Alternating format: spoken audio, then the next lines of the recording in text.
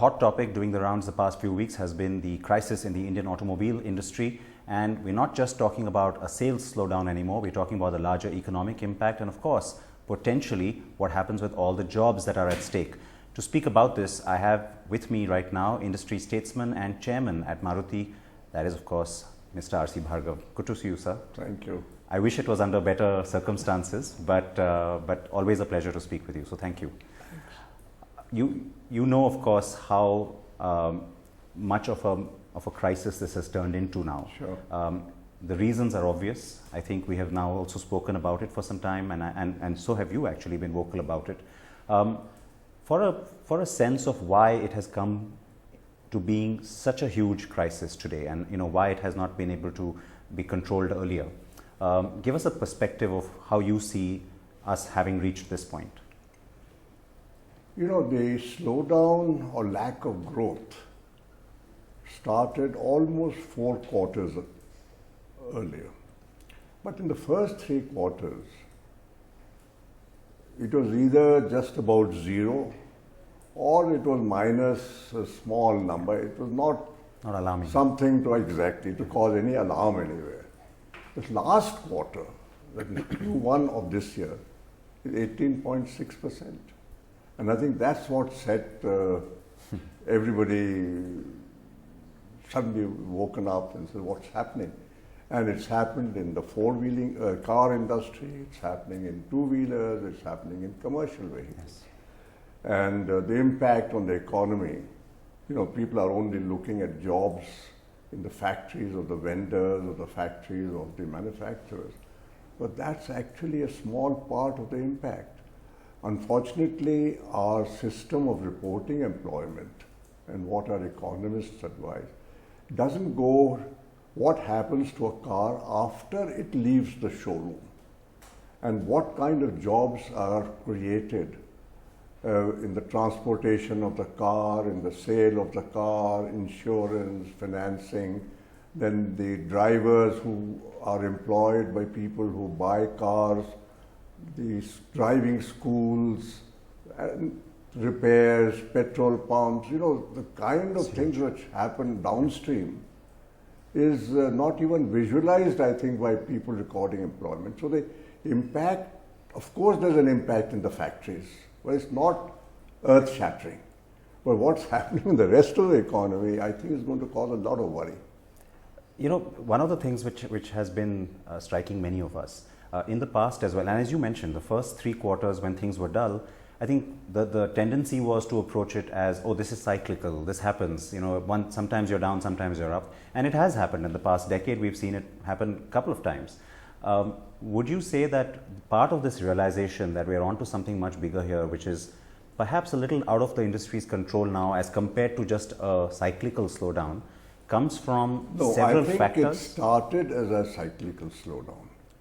But what has aggravated the depth of the slowdown is that this year,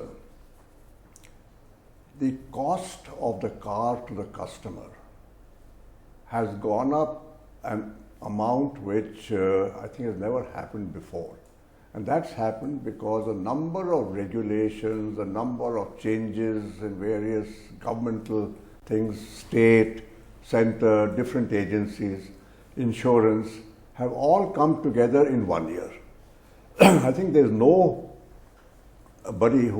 and there is no agency for this, who visualize that if all these things are happening and they're happening together, what impact will it have? If you look at road tax, several states in the last 6-8 months have increased road taxes from 1% to up to 5% of the cost of the vehicle. That's a huge, huge amount. Insurance has gone up by a few thousand rupees. The safety regulations have all come into force, whether it's airbags, whether it's ABS, whether it's side body impact, and you know how costly these are. And of course, the BS6 changeover. Okay, Maruti is the only manufacturer so far. I'm not including Mercedes and things. I'm talking of the mass market, who have put 6 or 7 vehicles of BS6 in the market, and the cost impact is there. Others haven't. But this impact is going to be felt. And the result of all these 4 or 5 things coming together is that the price of the car to the consumer, and which is what matters, has gone up very sharply. As much as 10-12% in some cases, and 10% increase in the car price is not small. You know, when we have done price increases, it's been 1%, 1.5%, that kind of thing. Suddenly you have a 10% increase in price. What compounded this problem of price increase further was the banking crisis, NBFC crisis. The amount of money available for auto finance has come down by almost 1/3. The banks started asking dealers to provide collaterals up to 50% for inventory financing, reduce the ability of dealers to keep adequate varied inventory. The customer finance rates had gone up. Now, of course, 1-2 banks have started cutting down after the government and the Reserve Bank have put pressure on them. They have now started cutting down. The interest rates went up. The amount of deposit which the customer had to make went up. Indian customers, the bulk of them, are not people who have fat wallets and a lot of surplus lying around at home. They are, in most cases, more or less marginal buyers. Yes. And for them, if you just add all these together, it makes it unaffordable. And I think that's the real reason of what this last quarter has witnessed and what's happening. What you've described, sir, is a situation which is, of course, as you mentioned, compounded by several factors. It's also not one that we're going to be easily able to climb out of. It's quite a deep hole now. Given that scenario, in the context of, I know the appeal that was made by the industry leaders such as yourself to the government last week, is there an understanding of the fact that these are unprecedented times at the government end? I think so. Yesterday, the Prime Minister's interview was in Economic Times. Yes. And I may be wrong, but I think it's the first time that not even at the Prime Minister level, at the ministerial level, somebody has said that IC vehicles and EVs have to coexist. Yes. I mean, I don't remember, you might remember, who's ever talked of IC vehicles, and that auto crisis we have to solve. Now, the Prime Minister saying that means that he is priority become aware of what is happening. And if the Prime Minister becomes aware and takes cognizance of something, things happen. The second thing is the Finance Minister. In this meeting with the Finance Minister, and this is the first time I've attended a meeting with the Finance Minister, I've never attended a meeting with her before, I was quite amazed at her ability to cut to the bone, to analyze clearly what people were saying. You know, people talk a lot of irrelevant things. She would just say, no, but answer this. Matter. Yeah. She's very sharp and very, very good at this. So I think with that combination and the Finance Minister becoming fully aware of this crisis, and she knows it affects the economy, the budget, tax revenues and everything, I think that we should expect government intervention. But government has to become fully aware of all the factors which have happened, and like this states going off and imposing road tax, insurance doing something, banks doing something. I think all these things have to be attended to, and in many cases are autonomous institutions, so it's not easy. But I have confidence that the Prime Minister and the Finance Minister, if anybody can make this change, these are the two persons who can make it change. Oh, for sure, and that's where the expectation comes from. Are you worried about some of the reports that suggest that when it comes to someone like the Finance Minister or the government in general, looking at a GST cut, some of the proposals that have been taken to them, the fear being that if they do it for one industry, they'll have to then start doing it for every other industry that comes to their door. Is that a valid excuse, you think? No, or worry? this is something which the government has to look at and decide. Measure the They enormity have to of look at the pluses and minuses and decide what is the right thing to do. In 2009, 2014, there was again a downturn, Yes. like what we are talking about. It was not as deep as this one is. Both times, GST was cut by 4%. So it's not that there are no precedents for this happening. But whether in the current situation, with the current financial difficulties of the economy as such, whether this will become possible or not, only government can decide. I can't make a view. The industry has made its representation, but the ball is now with the government, and nobody can prejudge what they're going to do. But along with this, I think some of the other factors which we are talking about, for example, that insurance, okay, it's a Supreme Court order, but even going to the Supreme Court and saying that, look, putting 3 years insurance altogether doesn't solve any problem. What happens after 3 years?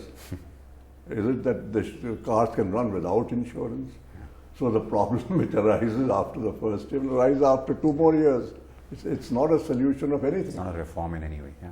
It's not a solution. So that's kind of thing. States, well, please roll back this road tax another year or 18 months till this industry is over, and then do it.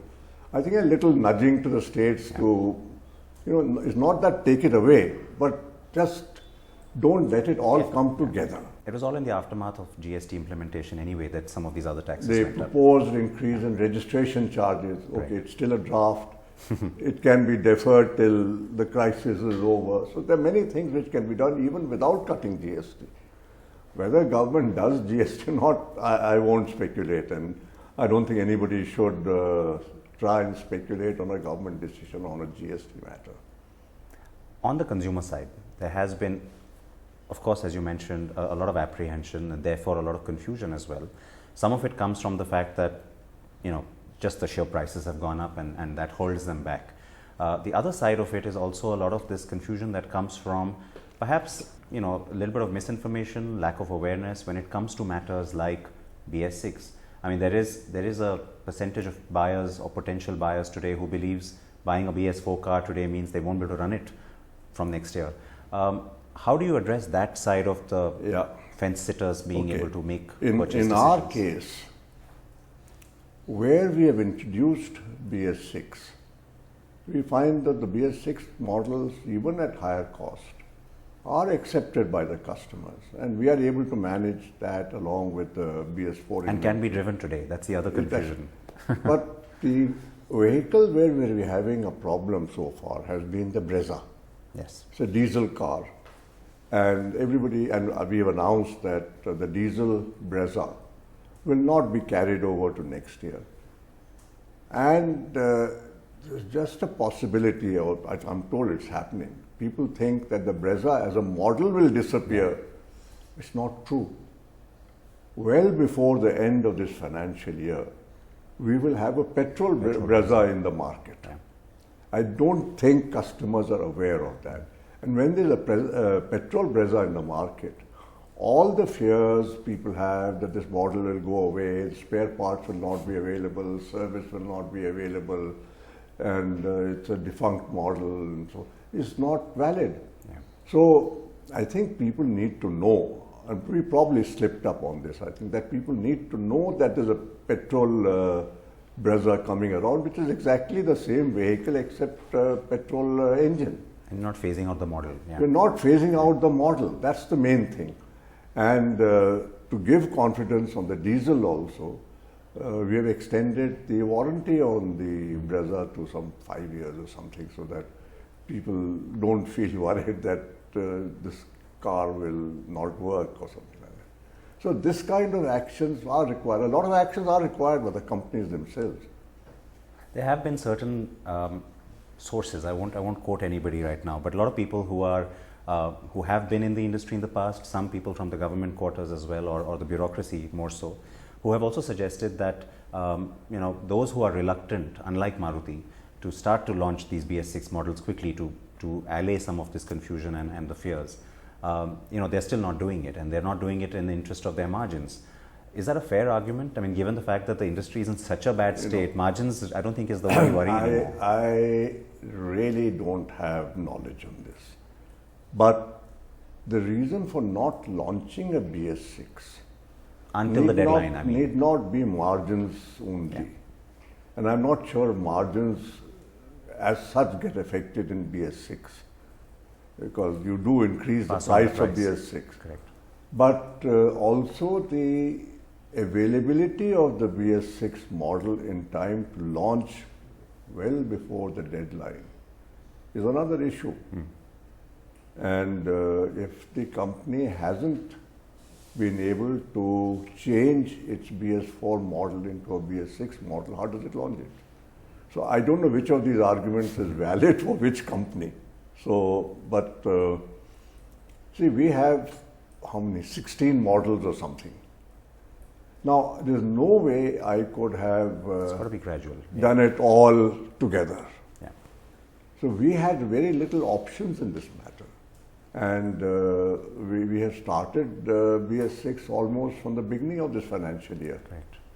And we have got 6 models going, and which covers maybe 70% of the volumes of petrol cars. So which is And you'll because gradually diesel continue to cars do in that. any case won't get converted. So of the petrol volume, about 70% is already covered. So and it doesn't that way affect margins, at least. I don't think. I have to ask you about this diesel question as well. I mean, I know in April when you made the announcement about how from next year you'll move away from diesel. Not move away from unless diesel. there's a demand for those vehicles. From 1.3 litre, From the we'll 1.3. discontinue. Uh-huh. It created, of course, I know the perception that you would move away from diesel. What is your personal view on what happens with diesel from here on? Because that's another factor that's created confusion in the consumer's mind. People who like diesel cars want to buy one, but now don't know if they should. See, diesel after BS6 will be as clean almost as a petrol car.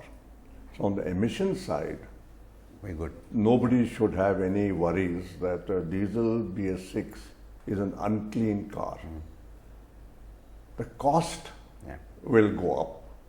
So that's one More of the than a factors. petrol. With quite a lot. Yeah.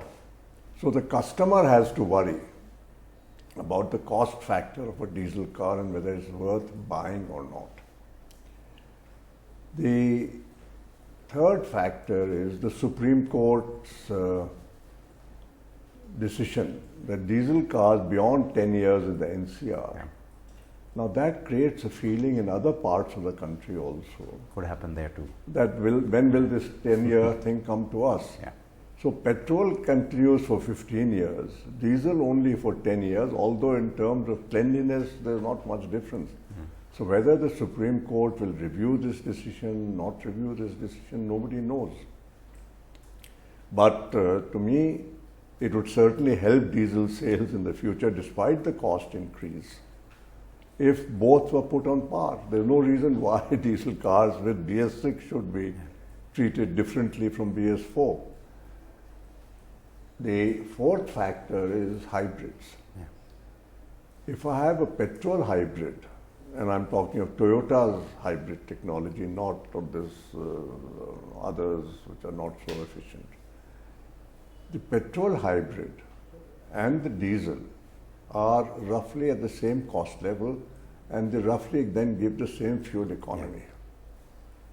So the customer then gets a choice that should I buy a diesel car or should I buy a petrol hybrid? Europe, you're seeing that diesel cars are going down and people are moving more and more to petrol hybrids. What our Indian customer will do is still not clear, but that's another option. So all these factors will come into play, and how to predict the result? It's $1 million question and nobody has the crystal ball for it. But I have to ask you this. I mean, again, your opinion or even the opinion within Maruti, when it comes to hybrids, I mean, there's been such a massive argument in the favor of incentivizing hybrids because in India, people don't know about them. We've never had them. And especially in this scenario where, as you say, a petrol hybrid could be step one to electrification. It could, of course, be a great alternative to diesel as well. Would you like to see some of these GST benefits, etc., apply to hybrids, the full hybrid, not the small hybrids, not the micro hybrids? But would you like to see that happen? I would personally like to see GST benefits being related to the cleanliness of the car. The greener the car, the better. Conventional IC car is obviously the worst. Although, when we talk of emission, I must bring this to your attention, and which I think people forget, that so far in India, the pollution which is in NCR or most other cities is not because of cars. Cars. I'm not talking about auto vehicles. Sure. Cars is 2%, 2.2% by one study of the ITI, 3% or something by TERI. Yes. So it's not that, but still, let's still talk of cleanliness of cars. Easy target. It's an easy target. And always has been. I believe that hybrid cars, if they give you 25 or 30% fuel efficiency, it means they're reducing the need to import by 25 to 30%. It's not just an emissions thing. It's not emission alone. Which is, to my mind, at the current stage of our industrial development, reducing oil import is a more important objective than reducing car pollution, because the car pollution has yet to reach worrying levels. We shouldn't let it reach there. It won't. Sure. With BS6, it becomes a much better situation. So hybrid should get a duty cut. CNG should get a duty cut, because that completely eliminates oil. It uses gas, for which we have more gas in India, but which we have also contracted, and there's a global surplus of gas. Yes. It's a clean fuel. So why government is not looking at both these options? Because electric vehicles will come. They have to. I mean, at some point of time, electric vehicles have to, but the timing has to be looked at. And this is not the time when you're going to have mass acceptance by the customer of electric vehicles. It's not going to happen for the next few years. So in this intermediate period particularly, you must push CNG and hybrids to reduce oil import. Not talking of emission, reduce oil imports. So GST cuts on both these, I think, are very, very important. Maruti is well placed to address both these areas as well. So both from a consumer demand perspective, but as well as CNG cars can be made by anybody. Oh sure, no. That technology is common. Universal. No, but you've had a lot of CNG models, factory fitted models already out there, and a lot of individuals are buying these as well. Almost 40-50% is the volume increase in CNG cars in the last 2 years. Absolutely, and with also the fact that you have now invested in batteries in Gujarat as well, along with those are for hybrids. Yeah, so you're also therefore well placed for hybrids. Would that strategy? The technology is still largely with Toyota. Sure. But Toyota and Suzuki are working. Is your partner on this? They're working on this. Would you say that strategically for the company, regardless of what happens with incentivizing or policy, or of course macroeconomic economic factors, would you say that the strategy for Maruti going forward would be to stress on CNG and hybrids in the short term? We are certainly, government is stressing on CNG, by the way. You heard the petroleum minister, he's opening 10,000 more outlets. Sure. The Prime Minister opened a whole lot of new tenders have just been awarded CNG. Yeah. So I think CNG is accepted by the government now as a fuel for transportation. And in most things we follow government policy. So here also I think we want to follow. The reason I say it's GST cut is not because the cars won't sell without GST cut. They're selling even now. But then you incentivize but they'll sell more. But there's a different reason for it. There's a whole lot of retrofitting of CNG happening in the market. Those cars in the market are substantially cheaper than the factory fitted cars. Largely because people don't pay taxes and duties, and the safety of the CNG retrofitted can't be guaranteed. You know, we have had no fire incident with a factory-fitted CNG car, but there have been a number of incidents of fire with factory-fitted, with the CNG cars. Aftermarket, yeah. So the logic And stands. all the retrofitting is done by imported parts. You want make in India. How do you do make in India if you allow all these cheap, under-invoiced parts to keep coming in? That's a very valid argument, and I certainly So hope. it's not CNG cut just because I want a cheaper price for the customer. Of course, I want a cheaper price for the customer. No, but It's good. It was good for the moves customer. it to the organized side of But things. beyond that, I want that I should make CNG kits in India. I should get volumes of manufacturing so that costs of production of CNG kits can come down. The safety level of CNG cars can go up. And that's probably even more fair for the consumer to pay attention Well, to. this is all in the consumer's interest. Yeah. All right, sir. I know we have to wrap this up. I have to ask you one last thing. Sort of a summary of sorts, but more importantly, I think in terms of where the industry goes from here. Yes, we are encouraged by what has now been said by the Prime Minister, and so like you said, let's hope something does happen by way of incentives or some policy decision. But assuming that doesn't happen, or whether it happens or not, we don't know. Have we seen the bottom? You think July was the worst month? I think revival in the sense of positive growth will probably start from the third quarter of this year. Third or fourth quarter, partly, to be honest, because of lower base effect. Yeah. Last year's base was low for the third, fourth quarter. But after the fourth quarter, when we get into BS6. 2021, this BS6, BS4 problem will be over. Many of these increases in prices, if they have been rolled back or things, then will come only gradually. I think the realization is dawned that somebody should see that all things don't come together and give a customer a bad message.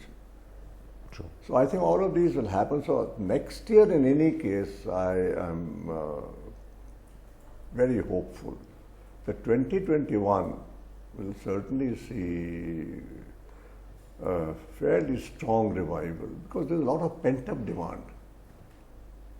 We will wait to see, of course, how quickly that can happen. Yes. I know the festive season and then the onset of BS6 are the two next milestones in a sense.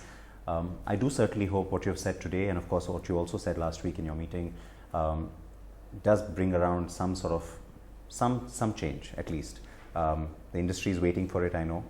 All the very best to the industry as well as Maruti for this, sir, and thank you for your time today. Thank you.